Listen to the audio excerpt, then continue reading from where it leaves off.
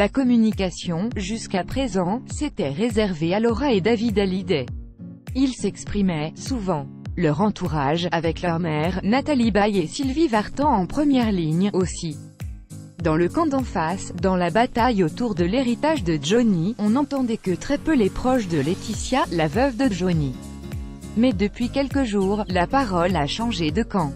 Plus grand que à lire aussi, Laetitia fait son deuil très difficilement, confie son amie Alessandra Sublet la raison, l'entrée de Laetitia Hallyday dans un plan de communication de crise.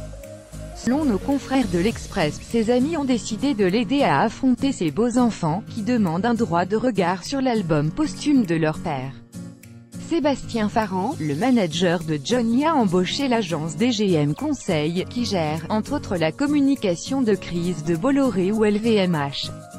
Patrick Bruel a, quant à lui, présenté son ami Mathieu Laine, président fondateur d'Altermind, une société de conseil innovante mettant la académique au soutien des dirigeants, qui compte L'Oréal ou Amazon parmi ses clients.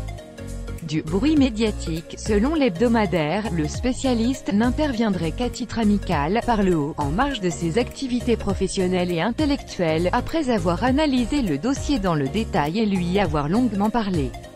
Le 15 mars, il aurait fait partie des personnes présentes au débriefing de la première audience. DGM Conseil, pour sa part, aurait pour but de créer du bruit médiatique. Comprenez que l'entreprise tente de retourner l'opinion publique en faveur de la veuve de Johnny en faisant parler ses amis. Jusqu'à présent, les soutiens de Laetitia s'étaient fait rares. Un peu de Hélène Darroze par-ci, quelques posts Instagram de copines par-là. Les grandes déclarations publiques, c'était pour le camp de David et Laura. Jusqu'au fiasco total. Le 23 février, Jean Reno dément avoir fait un communiqué de soutien, en sort un autre. Les responsables de cet imbroglio, les avocats de Laetitia, qui se seraient embrouillés dans la version définitive du fameux communiqué. Laetitia devait s'exprimer sur le sujet, on attend toujours. Une parole reprise en main. Peut-être cette affaire a précipité le recours de la quadragénaire à des spin doctors. Selon l'Express, le déclic viendrait de Patrick Bruel, qui s'alarmait du déferlement de haine dont Laetitia Fi, c'est l'objet. Ces derniers temps, on a tout de même pu voir la montée en du bruit médiatique promis. Patrick Bruel, décidément, Alessandra Sublet, Sébastien Farran, André Boudou, le père de Laetitia, la mobilisation est un élément clé du succès, expliquait Olivier Labesse à la tête de DGM Conseil aux Échos en 2008.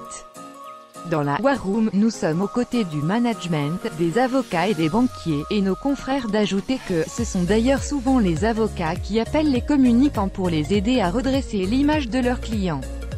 Pourquoi cette communication est-elle importante dans le cas de Laetitia Hallyday? En 2010, Michel Calzaroni, l'un des créateurs de DGM Conseil, confiait au Monde, en cas de litige, un magistrat hésitera à aller contre l'opinion publique, une opinion publique jusqu'à présent acquise à Laura et David, enfants déshérités par une belle-mère qui a vu sa réputation entachée par toutes sortes de révélations du camp adverse. Au milieu des disputes familiales, Warner Music, la maison de disques de Johnny Hallyday, a aussi décidé de soigner sa com, grâce à l'agence Majorelle. Le procès, une bataille d'agence